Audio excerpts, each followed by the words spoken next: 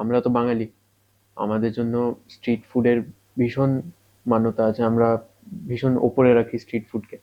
আমরা বড় হয়েছি ফুচকা খেয়ে, কাঠি রোল খেয়ে।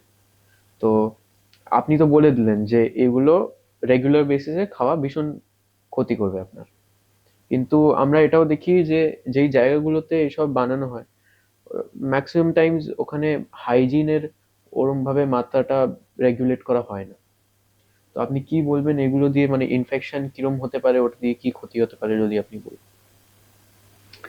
হ্যাঁ, কলকাতা তো স্ট্রিট ফুড ক্যাপিটাল বলা উচিত।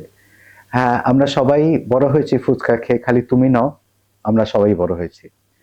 এখন যদি আমরা ভাবি কোনো একটা রাস্তার পাশে খাবার খাবো, কি ভাবনা চিন্তা করা উচিত? তিনটে জিনিস দেখব। একটা হচ্ছে পরিবেশটা কেমন, পাশে কি একটা নর্দমা, পাশে কি একটা ভ্যাট যেখানে মাছি ঘুরছে, সেটা দেখতে হবে। খাবার দাবার কি ওপেন রাখা আছে, যেখানে পোকামাকড় মাছি ঠাছি এসে বসছে, তার মানে আমার পরিবেশটা দেখতে হবে। 2 নম্বর, যদি জানা সম্ভব হয় জলের সোর্স, জলটা কেমন। হ্যাঁ, যে আমি মেনে নেব যে ফুচকাওয়ালার জল, সেটা তো বোঝা যাবে না জলের সোর্সটা কি। কিন্তু যদি আমার কাছে চয়েস থাকে, তাহলে ভাববো যদি প্যাকেজড ওয়াটার অর্থাৎ মিনারেল ওয়াটার খেতে পারি, তাহলে একদিক দিয়ে আমি নিজেকে একটু প্রোটেক্টেড রাখলাম।